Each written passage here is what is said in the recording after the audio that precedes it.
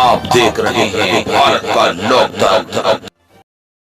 नमस्कार, आप देख रहे हैं भारत का लोकतंत्र। मैं आपके साथ सना। आइए नजर डालते हैं आज की खास खबरों पर।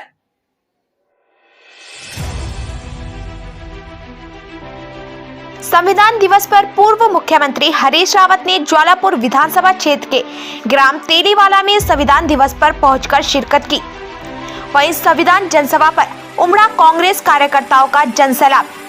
संविधान जनसभा को पूर्व मुख्यमंत्री हरीश रावत जी ने संबोधित करते हुए कहा कि बाबा भीमराव अंबेडकर का सपना रह गया अधूरा, उसको कांग्रेस पार्टी सत्ता में आते ही करेगी पूरा। जो आज सत्ता में बैठी भाजपा सरकार संविधान के कानूनों को बदलने का कार्य कर रही है, अब संवैधानिक कानूनों को हरगिज बदलने नहीं दिया जाएगा। संविधान के प्रति ठेस पहुंचाने वालों पर कांग्रेस पार्टी पड़ेगी भारी।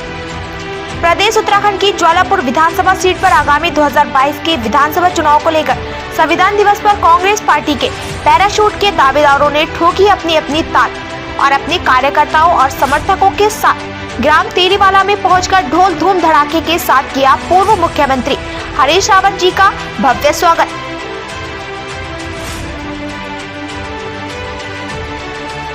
संविधान को तोड़ने की कोशिश की जा रही है, संविधान को मिटाने की कोशिश की जा रही है और इस देश के अंदर अराजकता फैलाने की कोशिश की जा रही है। आज हिंदू, मुस्लिम, सिख, ईसाई, नौजवान, चाहे किसी की भी बात कर लीजिए, रोजगार की बात कर लीजिए, किसान की बात कर लीजिए, सब लोग परेशान हैं।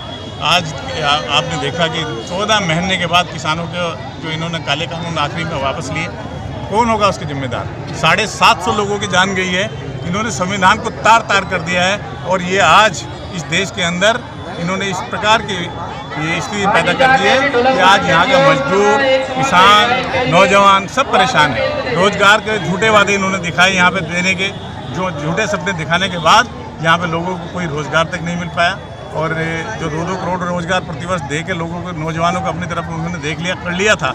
आज वो नौजवान सड़कों पर है, उल्टे रोजगार चले गए हैं। आज इस देश को बेचने की साजिश की जा रही है। जो हमारे पब्लिक सेक्टर्स हैं, जिनको बड़ी मुश्किल से यहाँ पे तैयार किया था पंडित जवाहरलाल नेहरू ने, और हमारे संविधान ने जिन प्रोविजनों को यहाँ पे किया है, उनको सबको मिटाने की कोशिश यहाँ पे की जा रही है। आप देख रहे हैं कि किस प्रकार से भाजपा ने इस देश के अंदर एक अराजकता का माहौल बना दिया है। आज जनता परेशान होकर इनको हटाने पर आमादा है और आज इन्होंने परेशान होकर इन 5 राज्यों के चुनाव को देखते हुए किसान आंदोलन को भी वापस लिया है और अब ये संविधान दिवस भी मनाने की जो है ड्रामे करने लगे हैं ये लोग।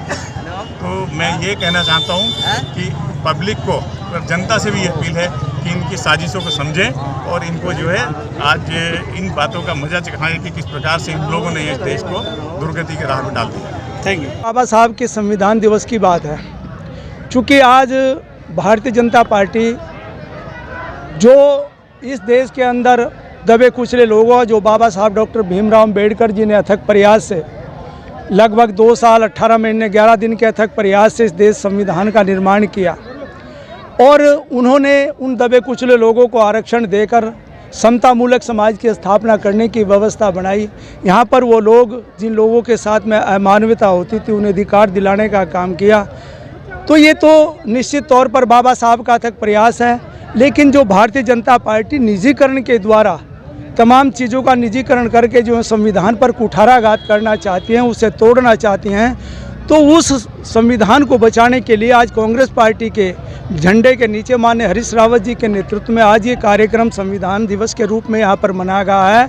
संविधान बचाओ, भारतीय जनता पार्टी को भगाओ, ये नारा आज यहाँ पर कांग्रेस पार्टी के मंच से दिया गया है। जहाँ एक तरफ चूँकि जो भारतीय जनता पार्टी जो सरकार में बैठे लोग हैं वो नहीं चाहते, चूँकि उस पुरानी व्यवस्था को लाना चाहते हैं, उस गैर बराबरी को यहाँ पर लाना चाहते हैं, थोपना चाहते हैं। उस चीज़ को लेकर आज कांग्रेस पार्टी, चूँकि उन्होंने अपने 70 साल के कार्यकाल में यहाँ पर बेरोजगारों को रोज़गार देने का भी काम किया, यहाँ पर महिलाओं को सम्मान देने का काम किया। चूँकि बाबा साहब डॉक्टर भीमराव अंबेडकर जी ने महिलाओं को भी बराबर की हिस्सेदारी देकर, सम्मान देकर यहाँ पर बराबरी पर लाने का काम यहाँ पर बाबा साहब के संविधान के द्वारा ही किया गया और उस कार्य को कांग्रेस पार्टी ने भली भांति पूरा करने का काम किया है। लेकिन जहाँ तक सत्ताधारी सरकारों का सवाल है, सत्ताधारी सरकारें वो वैमनस्य भड़काकर यहाँ पर आपस में भाईचारे, सौहार्द के वातावरण संविधान को कमज़ोर करके यहाँ पर सत्तासीन हुई हैं, लेकिन उनके मंसूबे आने वाले समय में जनता ये चाह रही है कि उनका जवाब देंगे 2022 में, और 2024 में जो आम चुनाव लोकसभा का होगा उसमें चुनाव देने का काम करेंगे। चूँकि यहाँ पर जो इससे पहले जो पूर्व में चुनाव हुए हैं, अभी हाल में जो उपचुनाव हुए हैं, उनमें आप लोगों को देखने को मिला है कि भारतीय जनता पार्टी यहाँ पर अब कमज़ोर हुई है। उन्हें उनका मुंह तोड़ जवाब देने का काम जनता ने किया है, और निश्चित तौर पर आने वाले समय में यहाँ पर कांग्रेस पार्टी की सरकार इस उत्तराखंड में भी होगी, और आने वाला समय 2024 इस देश के अंदर कांग्रेस पार्टी की सरकार होगी। सभी को यहाँ पर मान सम्मान मिलेगा, समतामूलक समाज की स्थापना होगी, संविधान की रक्षा होगी, यहाँ पर सबको बराबरी का अधिकार और हक मिलेगा। ये ऐसा मेरा मानना है। आर्थिक संविधान की बात है, चुनावी मुद्दा, चूँकि चुनाव में तो अभी समय है, ये तो निश्चित तौर पर बाबा साहब ने एक मजबूरी तमाम लोगों के सामने भी खड़ी कर दी। आज भारतीय जनता पार्टी के लोग भी संविधान दिवस मना रहे हैं, वो दूसरे रूप में संविधान दिवस मनाने का काम कर रहे हैं, लेकिन जहाँ तक कांग्रेस पार्टी का सवाल है, ये संविधान दिवस मनाने का काम, चूँकि अपने महापुरुषों को सम्मान देने का काम हम लोग कर रहे हैं, कांग्रेस पार्टी कर रही है। और निश्चित तौर पर चूँकि जब हमारे लोग जागरूक होंगे, संविधान के प्रति सजग होंगे, तो निश्चित तौर पर चाहे दूसरे लोग दूसरी पार्टियों से चाहे चुनावी मुद्दा बताएं, कुछ बताएं, लेकिन अपने लोगों को जागरूक करना, संविधान के प्रति जागृति पैदा करना, ये कांग्रेस पार्टी का हक है, हमारा भी अधिकार है।